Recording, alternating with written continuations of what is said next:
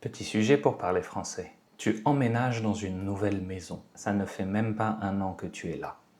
Et cette année-là, du mois d'avril à la fin du mois d'août, il ne pleut jamais. Pas une goutte. On annonce souvent des orages à la météo et tu as l'humidité et tu as la lourdeur des orages. Mais tu les vois systématiquement arriver à la montagne. La montagne qui, elle, est à 60 km de chez toi. Tu les vois au loin, tu vois les éclairs au-dessus d'une autre ville et chez toi, jamais une goutte. Au début, il fait toujours plus de 30 degrés. Ce n'est pas très grave, ce n'est pas la mort. Et puis les mois passent. 1 mois, 2 mois, 3 mois, et jamais la température ne descend en dessous de 30 degrés. Elle reste toujours au-dessus. 32, 33, 36, 37, 38. Parce que tu as trop chaud tout le temps, que tu attends la pluie avec impatience et que tu en as assez de voir la végétation devenir jaune et mourir, tu as un sentiment d'urgence ou de catastrophe qui s'installe. Ça, c'est sûrement parce que tu es européen et que tu grandis avec la crise écologique dans la tête au moment où la sécheresse s'installe, puisqu'on parle bien de sécheresse. Quand le temps est sec pendant trop longtemps, ça s'appelle une sécheresse.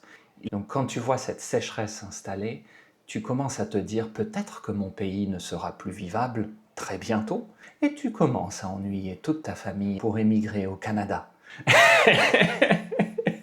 Bon, bienvenue dans mon monde, c'est l'histoire de mon année 2022 en France. J'essaie de te l'expliquer comme ça de façon dramatique parce que ça peut sembler un peu bizarre. Il y a des pays où il fait plus chaud, il y a des pays où l'humidité est insupportable. Je crois que c'était pas l'année la plus chaude selon l'histoire de la France, mais c'était une sécheresse qui m'a frappé. Je le répète, j'aime bien le répéter, moi je suis un nordiste, je viens du nord de la France, j'ai l'habitude des temps plus humides et frais, j'ai l'habitude qu'il pleuve régulièrement, et même si je ne souhaite pas la pluie constante, c'est difficile pour moi de supporter des chaleurs et de supporter des sécheresses qui sont très longues. Quand j'ai vécu cet été 2022, je suis devenu littéralement fou.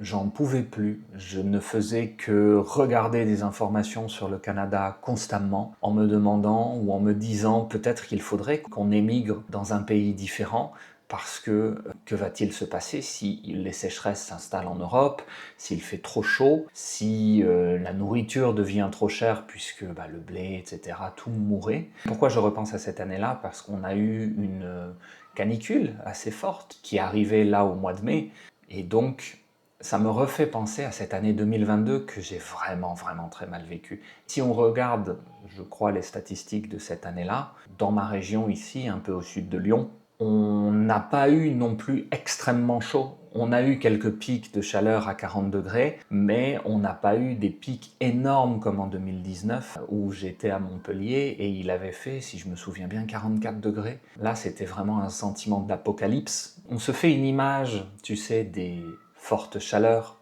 On se dit oh, il fait très chaud, les gens vont aller boire une bière en terrasse, à l'ombre, avec peut-être des brumisateurs, etc. Ce n'était pas du tout l'ambiance à Montpellier en 2019. Tout était vide. Les gens ne sont pas sortis, les gens sont restés chez eux. Bon, et moi je sortais du travail, je crois, vers 5 heures de l'après-midi et il faisait encore 42 degrés à ce moment. Et ça fait bizarre de sortir dans la rue, d'avoir cette chaleur énorme qui te tombe dessus et personne. Personne dans la rue, personne dans les bars, personne nulle part. T'as l'impression que oui, la ville s'est vidée, que c'est l'apocalypse, que c'est la fin du monde. Ça donne une sensation bizarre. En 2022, c'était pas une sensation aussi forte, parce qu'en 2019, c'était juste une journée. Cette année-là, c'était plus long, ça a été plus constant, ça a duré 5 mois. Où, à chaque fois qu'on annonçait de la pluie, comme je l'ai dit dans la petite histoire, la pluie arrivait toujours à la montagne et jamais ici. Donc, tu as encore plus chaud que d'habitude puisque l'humidité arrive avec l'orage. Tu regardes et tu dis « Ah oui, je vois les éclairs là-bas. » Mais chez toi, pas une goutte. Quand j'en reparle, ça sonne un peu stupide. Tu sais, ça sonne un peu « Oh, il a voulu émigrer seulement pour ça. » Oui, c'est peut-être un problème personnel. Moi, j'ai grandi avec l'idée que les choses ne s'amélioreraient pas avec le temps. Et donc, il y a peut-être quelque chose d'un peu survivaliste dans ma tête qui se dit, bon, ça va mal se passer, est-ce que je peux aller à un endroit où ça se passerait un peu mieux? Bon, cette année-là était très dure à vivre. Là, au mois de mai, on a eu une semaine un peu caniculaire. Je ne suis pas sûr que ce soit réellement une canicule officielle parce que il faisait 33 degrés, ce ne sont pas non plus des chaleurs extrêmes. Ça a frappé comme ça d'un coup pendant une semaine. Il y a une autre chose qui m'avait marqué cette année-là. J'avais pris le TGV pour retourner dans le nord de la France. J'ai énormément pris le TGV dans ma vie. Et quand tu prends le TGV comme ça pour traverser le pays, tu vois énormément de petites montagnes, tu vois énormément de vignes, tu vois énormément de forêts et tu vois aussi énormément de prairies où des vaches broutent l'herbe tranquillement. Et c'était la première fois de ma vie où je voyais ces fameuses forêts toutes jaunes. Ça m'avait marqué. C'était une chose que j'avais appréciée en quittant la région du sud de la France à côté de Montpellier. J'avais apprécié de retrouver une végétation verte parce que je trouvais ça difficile à vivre et un peu triste d'avoir des étés où tout était brûlé, tout était jaune. C'est une chose que j'avais du mal à vivre dans le sud de la France. Ne me fais pas dire ce que je ne dis pas, je ne dis pas que le sud de la France ce n'est pas bien, mais en gros, il y a 2 mois de l'année dans le sud où c'est vraiment un enfer. Si tu n'as pas de climatisation, ta vie est affreuse. Tu peux pas dormir, t'as tout le temps chaud, tu laisses les fenêtres ouvertes, les voisins font la fête. Oh, quelle horreur! T'es épuisé, t'as tout le temps chaud.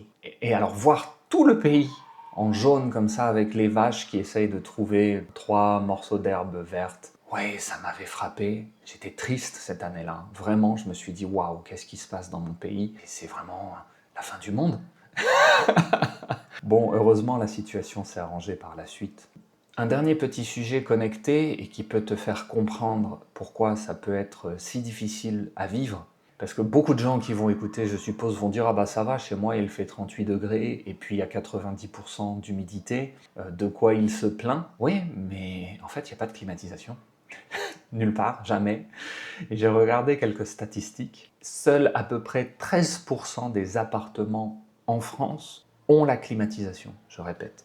Seuls 13% des appartements en France ont la climatisation. Ce n'est pas le chiffre exact. Si tu trouves un chiffre un peu plus précis, n'hésite pas à me le donner. Et pour les maisons, c'est un peu plus, on est dans les 25% des maisons. Ces statistiques te montrent que avoir la climatisation en France, ce n'est pas commun. Si tu l'as, tu fais partie de la minorité. J'ai une personne il n'y a pas longtemps qui m'a dit « Ah, je cherche un appartement à Paris, mon seul critère c'est qu'il ait la climatisation. » Je lui ai dit « Déjà, je cherche un appartement à Paris, c'est compliqué, mais alors si tu as un critère qui limite à 13% des appartements, sachant que la majorité des appartements qui ont la climatisation sont dans le sud du pays, en réalité, tu fermes trop de portes. Tu ne vas pas trouver, ou si tu trouves, ça va coûter un prix incroyable, parce que c'est un bien rare. Une climatisation à Paris, c'est rare. Et là, tu voyais qu'avec les 33 degrés qu'il y a eu au mois de mai, il y a un système en France de code couleur avec une vigilance à avoir vis-à-vis de la météo. Est-ce que tu dois faire attention ou pas à ce qui se passe parce que peut-être c'est dangereux pour toi ou non. Plus tu vas vers le rouge, plus la situation est dangereuse. Et si le code couleur est vert, c'est que tout va bien, tu n'as pas de précautions particulières à prendre. Pendant cet épisode de 33 degrés, beaucoup de zones en France étaient vertes, mais si tu regardais ne serait-ce que la région parisienne, ne serait-ce que, ça veut dire seulement, ne serait-ce que la région parisienne, eh bien, tu avais tout ce qu'il y a autour de Paris qui était vert, mais tu avais Paris-Centre qui était jaune. Parce que la ville, elle stocke la chaleur. Les bâtiments sont anciens, il n'y a pas tant d'arbres que ça. Donc tout ça, ça chauffe pendant la journée et le soir, ça reste chaud. Il y a toujours la problématique de pourquoi on ne mettrait pas des climatisations partout dans Paris.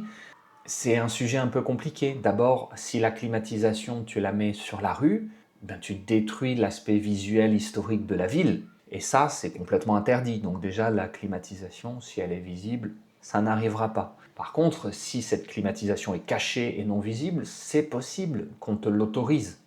Il y a une histoire voilà, de tourisme, d'architecture, d'identité visuelle de la ville qui est importante. Tu ne peux pas équiper 100% des appartements de climatisation. C'est compliqué. Allez, ciao!